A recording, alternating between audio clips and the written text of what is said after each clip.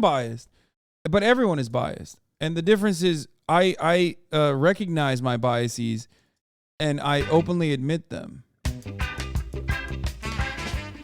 What happened in Vegas used to have to stay in Vegas, at least when it came to betting on sports.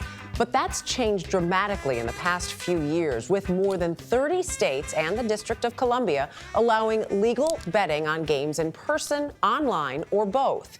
It's projected to be a $129 billion industry by 2028. And as Brooke Silva Braga shows us, betting has become increasingly intertwined with the games themselves. On a Wednesday afternoon in Pittsburgh, a journeyman catcher stepped to the plate. Strike to Tyler Heineman. But even this low-stakes baseball moment had people betting on what Tyler would do next. He's about 4-1 to strike out, 5-1 to hit a single. In FanDuel's New Jersey office, trader Tom Heenan tweaked the odds, while his boss, Will Twin, looked on. And this is a big part of what we try and do. We want to give a really innovative betting experience for our customers. What the fuck? FanDuel has hired Australians, dude? Shut it down. Shut it down. My man said innovative. Leadoff walk. Okay, he walked. Someone had walk. Someone did, at 13-1. Oh, that's pretty good. They turned their 100 into 1,300 for a walk. Sports bets used to be placed in Las Vegas before the game started. The odds or point spreads were never discussed during the broadcast. And don't forget to play FanDuel's over-under game. Now, in-game betting made from a phone, what you need to do is download the BetMGM Sportsbook app, is promoted seemingly constantly. He scored. This is what I was talking about when I said sports betting, sports books are going to turn America into Australia.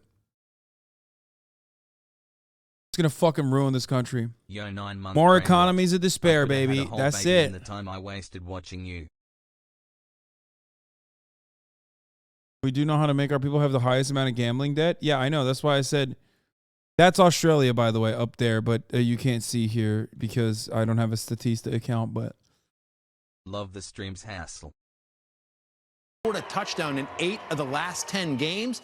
Mike Raffensperger is FanDuel's chief marketing officer. I personally think there may be no more disruptive force in sports than gaming. And you must think that's a good thing. I think it's an excellent thing. And by the way, we're the official sports book of the NFL, the NBA, the NHL. We have a long-standing partnership with MLB, the WTA, the PGA. The leagues think so too. It's a remarkable reversal for the leagues. Just 10 years ago, they sued New Jersey to stop sports gaming. Here's NFL Commissioner Roger Goodell 5 years ago. We still strongly oppose legalized sports gambling. But in 2018, the Supreme Court ruled New Jersey and other states could legalize sports betting. I think there were a good amount of people that were shocked. Darren Ravel, who covers the industry for the sports gaming website The Action Network, says leagues that once insisted betting would compromise the integrity of their sports have adopted a new position, that gambling supercharges fan engagement. I mean, yeah, it's very obvious what's going on here. Damn, that headband is looking scrumptious.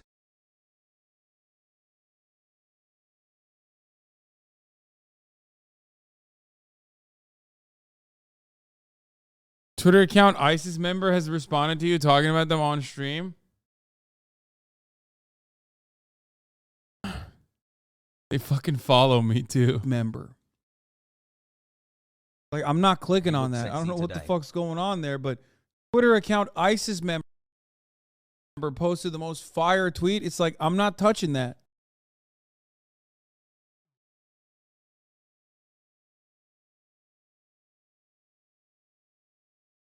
It does seem a little bit insane how you could so oppose something and then now you're fully into it. Why do you think the switch?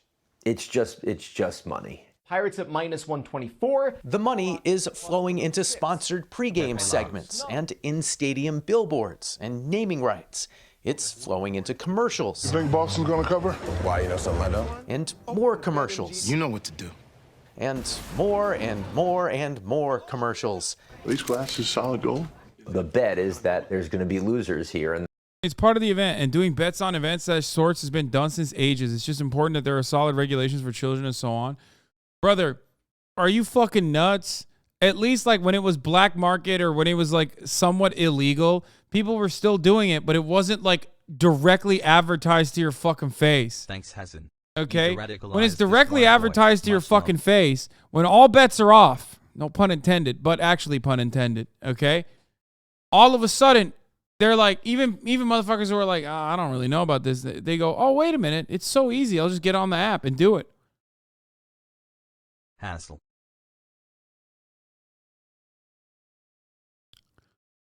We need to disincentivize gambling and all other antisocial behavior. Like, come on, this chat is so fucking libbed up. I think that it's really fucking bad. I do. Get it twisted? Use a nuke. White tick mark. Especially because, like, the same things I mentioned when I talked about, like, alcohol addiction, which is crippling, which is awful. You will be victorious. Okay? Alcohol addiction is crippling. It's awful. It'll kill you. It's really fucked up. It'll ruin your life, right? But alcohol doesn't materialize in your fucking pocket when you see it on TV. This, you literally are like, oh, gambling? Sick. Boom. Downloaded the app. That's it. You're done. You're in. Okay?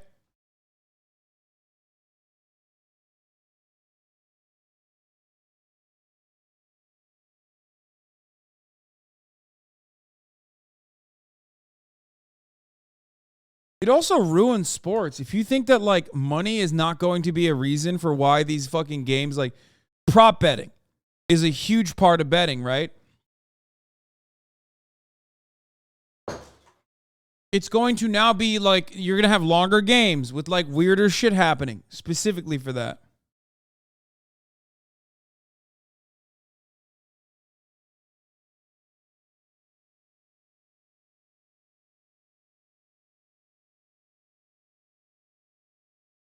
It makes the games way more interesting though, in my opinion. Yeah, because now you have money on it, man.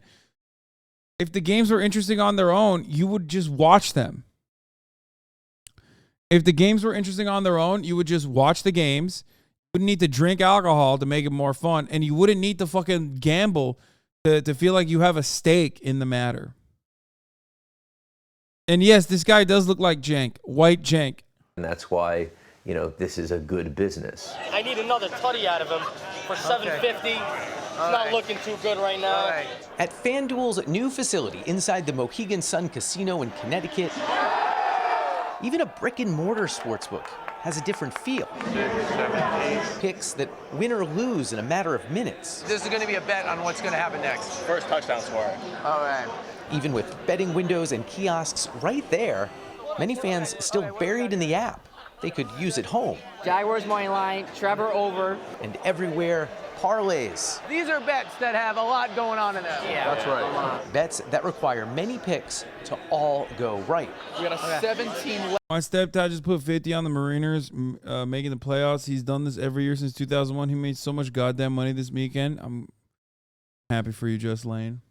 No, 17 legs. I mean, come on. You might as well buy a lottery ticket. Sportsbooks now heavily promote these exotic bets. You can win a lot of money on a small bet. The long odds benefit the house. Fans like how much excitement you can buy for a few dollars. Do you do this for money or do you do it for fun? For fun. But they're also quick to bring up those rare magic occasions. He hit 5 during the NBA season. When $20 turned into something like $4,600. What do you remember about that night? I was sweating, pacing around my room. How much of the $4,600 do you still have? Not much. I lost 500 the next day. In the front row of the sportsbook, we found Kenny Ackerman, a self-described lifelong gambler from Connecticut, who can finally legally bet on sports in his home state. This didn't exist, like, really recently. It's a whole different world. Yeah. What do you make of that? Sports betting is so funny. Now that I know that they literally stop you if you're doing too well, sports betting is hilarious to me, okay? They literally are like, oh, no, you're doing too good. You can no longer bet. That's insane, okay? Yeah, a lot of people don't know this. I didn't know it either. You can actually get fucking rate limited at a sports book if you're killing it, okay? Because, like, ultimately, there's a lot of luck involved in sports, obviously. But it's like It's like the stock market. The stock market has a gambling component to it. Of course, it's like luck-based gambling too, but there's skill involved in it as well. And with sports betting, it's the same shit.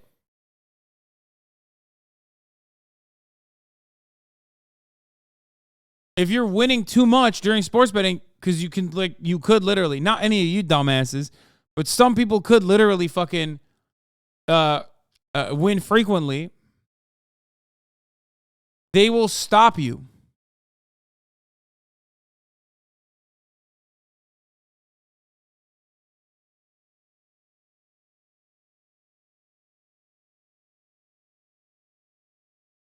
I looked up the limit after you said that, and recently FanDuel upped their per day win limit to $1 million a day cap.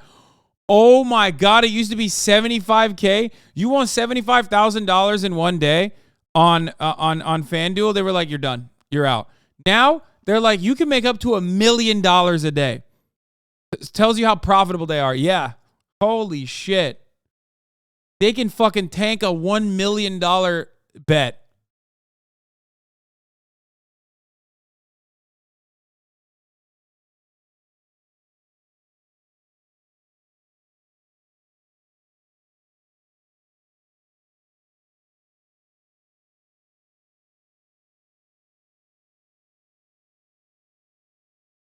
Arbing is a legit way to profit from sports betting regardless of the outcome. Most gambling sites will refuse your bets if they suspect you're arbing. What the fuck is arbing?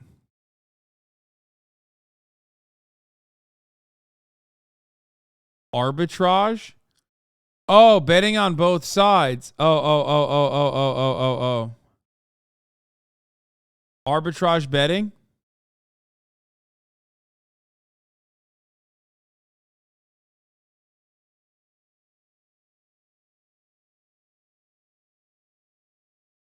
Betting from an Arby's.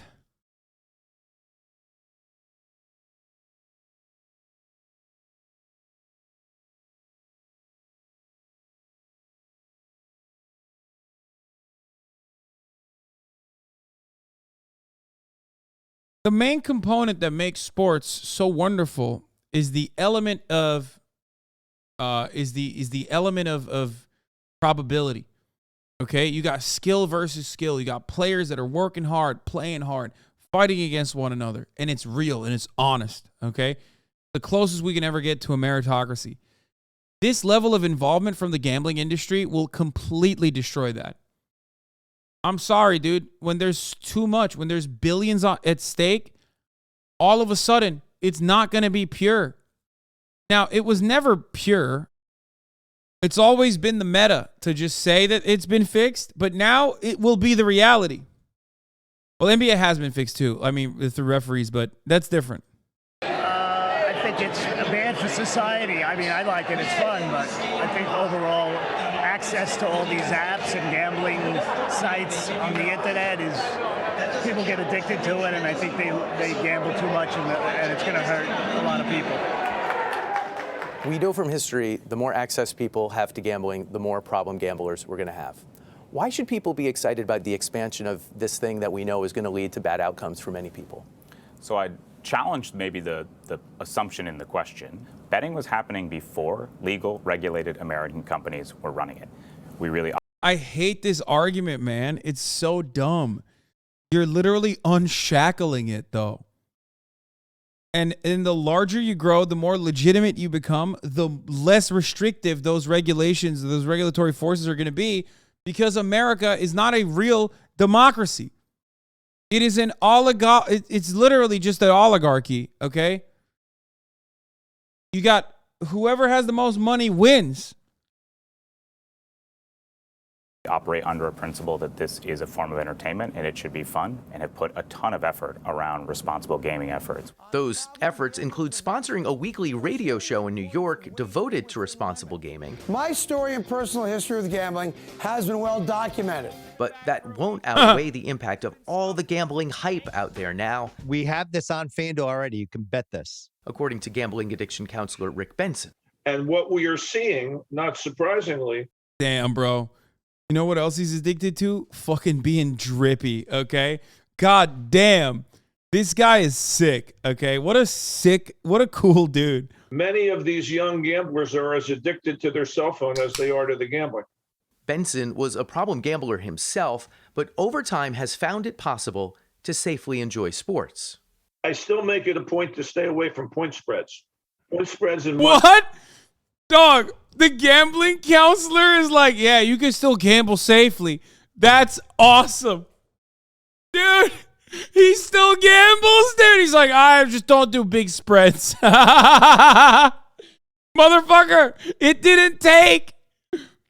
It didn't take, brother. I didn't want to say anything because he had the weirdest necklace, but like he has such a gambling ass look. Like he looked like he still definitely gambles, okay?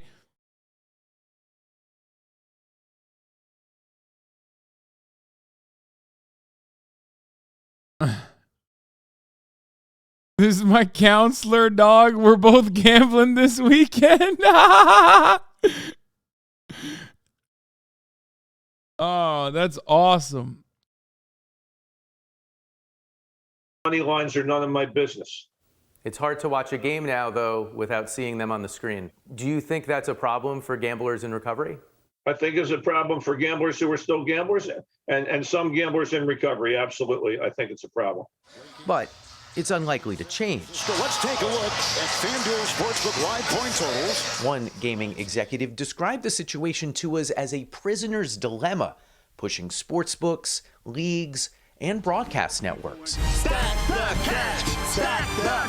into ever more aggressive marketing. The touts and everyone else have been disingenuous about losing, have not talked overtly about bankroll. Just because you can live bet something and it's available doesn't mean you should do it. Risk-free bet up to $1,000. But ironically, it's the cost of all this promotion that could ultimately slow it down. Most sportsbooks are spending more on marketing than they're bringing in. A gamble that will leave just a couple big winners. Many of the companies now taking bets, just like the people placing them, will eventually be out of cash. I also have my different parlay money line. For CBS Saturday Morning, Brooke Silva Braga, Uncasville, Connecticut. It's a really interesting dilemma in how much of this, when you look at addiction and the possibility and this accessibility and the money that can be raised for states, because there's a percentage that goes to the states as well. It's fascinating to me how it also is now with this younger audience. Yeah. My son at 11 knows about gambling. They all do, everyone, because you see the ads so much now. Yeah. And as long as if you're doing it with money you can lose. That's the thing. And understand that the house always wins. Right. But it is an engagement factor. Yeah, casino floor on steroids in the pocket of your hand. We'll see it. Toothpaste doesn't go back in the tube. Dude, that's crazy. Nuclear weapons convoy spotted in central Russia sparks fears Putin could be preparing to test the signal to the west. I don't know how real this is. A train operated by the secretive nuclear